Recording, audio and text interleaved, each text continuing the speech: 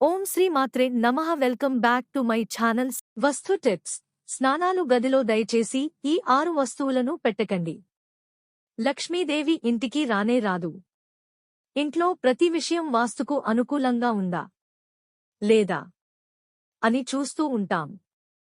కానీ బాత్రూంలో విషయంలో మాత్రం కాస్త అశ్రద్ధ చేస్తూ ఉంటాం. వాస్తు దోషానికి కారణం కావచ్చు. తెలియని తప్పులు చేసేస్తాం. ఉదాహరణకు కొన్ని వస్తువులు బాత్రూంలో ఉంచుతారు. అవి అక్కడ పెట్టాలో లేదో తెలియదు. కానీ వాటిని ఉంచేయడం మాత్రం వారికి అలవాటుగా అయిపోతుంది. కానీ నిపుణులు చెబుతున్న ప్రకారం కొన్ని వస్తువులు బాత్రూంలో పెట్టకూడదట. ఎందుకంటే వాటిని అక్కడ పెట్టడం వల్ల అవి పాడైపోతాయి. వాటితో మీకు ఆరోగ్యపరంగా కూడా అనవసరమైనటువంటి ఇబ్బందులు కలుగుతాయని చెప్తున్నారు. వంటగది డ్రాయింగ్ వరకు ప్రతి నిర్మాణంలో కూడా వాస్తుని మనం పరిగణనలోకి తీసుకుంటాం.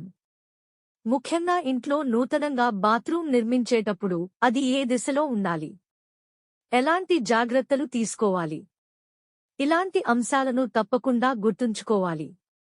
ఎందుకంటే ఇంటి నిర్మాణంలో బాత్రూం కీలక పాత్ర పోషిస్తుంది. బాత్రూంలో కొన్ని వస్తువులను పెడుతూ ఉంటారు. ఇది పెద్ద వాస్తు దోషంగా పరిగణిస్తారు. బాత్రూం తెరిచినప్పుడు అన్ని ప్రతికూల శక్తులు బయటకు వస్తాయి. బాత్రూంలో విరిగిన పగిలిన సోప్ కేసులు, చీపుర్లు, పాడైన చెప్పుల వంటివి ఉపయోగించుకోకూడదు. మగ్గులు, బకెట్లు విరిగిపోయినప్పుడు వెంటనే మార్చి కొత్త అమర్చుకోవాలి. ఇవి నెగటివ్ ఎనర్జీని ఆకర్షిస్తాయి. సాధారణంగా నీళ్లు వెళ్లిపోయే మార్గం దగ్గర జుట్టు జాలి దగ్గర ఆగుతుంది. దాన్ని అలాగే వదిలేస్తూ ఉంటారు. వాస్తు దోషానికి ఇది కూడా కారణం అవుతుంది. అభివృద్ధిని నిరోధిస్తోంది. బ్యాక్టీరియా అనేది ఫామ్ అవుతుంది. బ్యాక్టీరియా మనకు ప్రవేశిస్తుంది. కాబట్టి ఇలాంటి పొరపాట్లు అస్సలు చేయకండి. విరిగిపోయిన, పగిలిపోయిన షోకేసెస్ ఆ ఇంట్లో అంటే బాత్రూంలో అస్సలు పెట్టకండి. ఎందుకంటే అందులో ఇన్ఫెక్షన్ అనేది ఫామ్ అవుతుంది. అది మనకు నెగటివ్ ఎనర్జీ ఉంటుంది. అలాంటి టాప్స్ ని మీరు వెంటనే బాగు చేయించుకోండి.